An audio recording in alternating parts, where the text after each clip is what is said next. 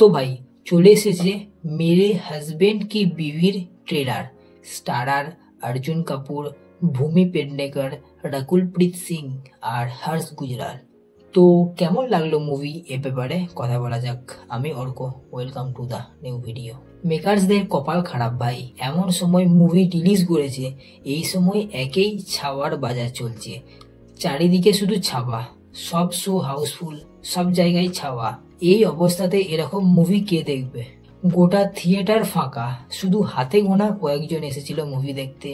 তাও মেকার্সরা আগের দিনে অ্যানাউন্স করে দিয়েছিল যে একটা টিকিটের সাথে একটা টিকিট ফ্রিতে টিকিট দেওয়া সত্ত্বেও মানুষ এই মুভি দেখতে আসছে না। মুভির ট্রেলার দেখে তাও মনে হয়েছিল যে মুভিটা কিছুটা হলেও ভালো হবে, কিন্তু মেন মুভি দেখার পর বুঝলাম মুভি একদম ফাঁকা। আবার অর্জুন কাপুর আছে লিড রোলে। ভাই অর্জুন সিঙ্গাম 3-তে তার নেগেটিভ রোলে ভালো অ্যাক্টিং করেছিল, কিন্তু এই অ্যাক্টিংয়ে আবার তার পুরনো ক্যারেক্টার ঘুরে এসেছে। No expression, no emotion. মুভির ডিউরেশন 2 ঘন্টা 30 মিনিটের। মুভি কমেডি জনরার হওয়া সত্ত্বেও গোটা মুভিতে এমন কোনো ডায়লগ নাই যেটাতে জেনুইনভাবে আমাদের হাসি পায়। স্টোরি তো এর আগের ভিডিওতেই বলে দিয়েছিলাম। অঙ্কুর প্লেড বাই অর্জুন কাপুরের বিয়ে হয়েছিল প্রবলিন প্লেড বাই ভূমি পেডনেকরের সাথে, কিন্তু এখন তাদের ডিভোর্স হয়ে যায়।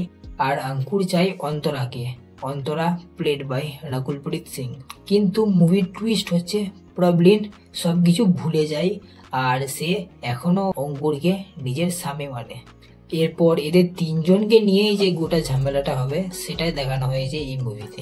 অ্যাক্টিং আমার অর্জুন কাপুরের মোটেও ভালো লাগে নাই, বরং ভূমি পেডনেকর আর রাকুলপ্রীত সিং মোটামুটি হলেও অ্যাক্টিং করেছিল, কিন্তু তাদের ডায়লগগুলো এতটাই প্রেডিক্টেবল লিখেছিল মেকার্সরা যে ভালো অ্যাক্টিং করা সত্ত্বেও তাদের গোটা ক্যারেক্টারটাই মাটি হয়ে যায়। মুভির টপিকে দম থাকা সত্ত্বেও মেকার্সরা এর প্রেজেন্টেশন মোটেও করতে পারে নাই। এমনকি এখানে একজন ভালো স্ট্যান্ড আপ কমেডিয়ানও ছিল, কিন্তু হর্ষ গুজরালকে সেরকম চান্সই দেওয়া হয়নি। তো আর কিছু বলার নেই। ওভারঅল দেখে একে আমি দেবো 2 আউট অফ 5 স্টার। আবার দেখা হচ্ছে নেক্সট ভিডিওতে।